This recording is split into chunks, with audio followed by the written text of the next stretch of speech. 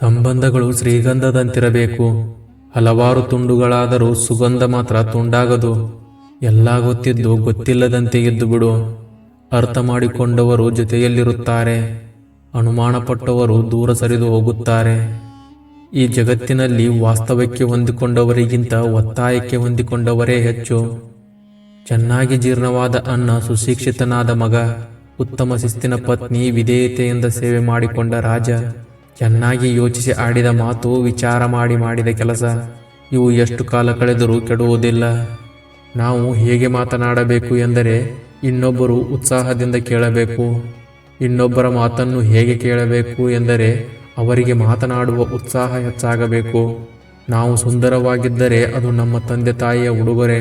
ನಮ್ಮ ಜೀವನವನ್ನು ನಾವು ಸುಂದರ ಮಾಡಿಕೊಂಡರೆ ಅದು ನಮ್ಮ ತಂದೆ ತಾಯಿಗೆ ನಾವು ಕೊಡುವ ಉಡುಗೊರೆ.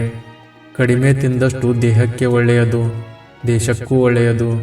ಕಡಿಮೆ ಮಾತನಾಡಿದಷ್ಟು ಮನಸ್ಸಿಗೆ ಒಳ್ಳೆಯದು, ಮನೆತನಕ್ಕೂ ಒಳ್ಳೆಯದು. ಕಡಿಮೆ ಕೋಪಗೊಂಡಷ್ಟು ಹೃದಯಕ್ಕೂ ಒಳ್ಳೆಯದು, ಆರೋಗ್ಯಕ್ಕೂ ಒಳ್ಳೆಯದು. ಆದರೆ ಹೆಚ್ಚು ನಗುವಷ್ಟು ಹೃದಯಕ್ಕೂ ಮನಸ್ಸಿಗೂ ದೇಹಕ್ಕೂ ಒಳ್ಳೆಯದು. ಕೆಲವರು ತುಂಬ ಸಭ್ಯರಂತೆ ಮುಖವಾಡ ಹಾಕಿಕೊಂಡು ಇರುತ್ತಾರೆ. ಅವರ ನಿಜರೂಪ ಜನರಿಗೆ ಗೊತ್ತಾಗುತ್ತೆ ಅನ್ನೋ ಭಯಕ್ಕೆ ಬೇರೆ ಅವರನ್ನೆಲ್ಲ ಕೆಟ್ಟವರು ಅಂತ ಸಮಾಜಕ್ಕೆ ತೋರಿಸುತ್ತಾ ಬರುತ್ತಾರೆ. ದುರಂತವೆಂದರೆ ನಮ್ಮ ಸಮಾಜವು ಕೂಡ ಅಂಥವರ ಮಾತನ್ನೇ ನಂಬೋದು. ನಾಯಿಗಳು ಪರಿಚಯ ಇಲ್ಲದ ವ್ಯಕ್ತಿಗಳನ್ನು ಕಂಡಾಗ ಮಾತ್ರ ಬೊಗಳುತ್ತವೆ. ಆದರೆ ಕೆಲವು ಮನುಷ್ಯರು ಹಾಗಲ್ಲ.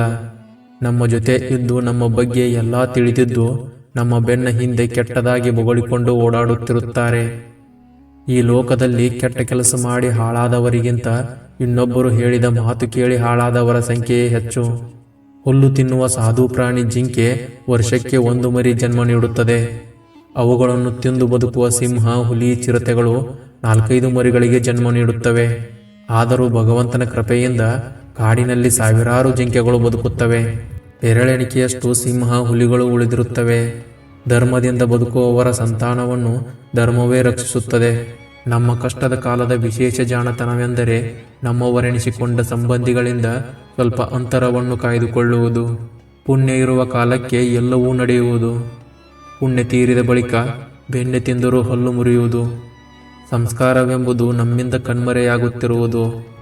ನಮಗೆ ಸಿಕ್ಕ ಎಲ್ಲೆ ಮೀರಿದ ಸ್ವಾತಂತ್ರ್ಯದಿಂದ ಮತ್ತು ನಮ್ಮ ಹಿರಿಯರನ್ನು ಕಡೆಗಣಿಸುವುದರಿಂದ. ಜನರು ಎತ್ತು, ಎಮ್ಮೆ, ಕುದುರೆ, ಕತ್ತೆಗಳನ್ನು ಆರಿಸುವಾಗ ಕೂಡ ಅವುಗಳ ಗುಣ, ಸ್ವಭಾವ, ಉಪಯುಕ್ತತೆ ನೋಡುತ್ತಾರೆ.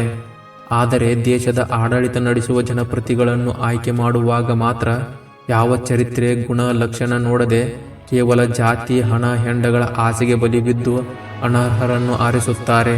ಇದು ಕಹಿ ಎನ್ನಿಸಿದರೂ ಕಟು ಸತ್ಯ.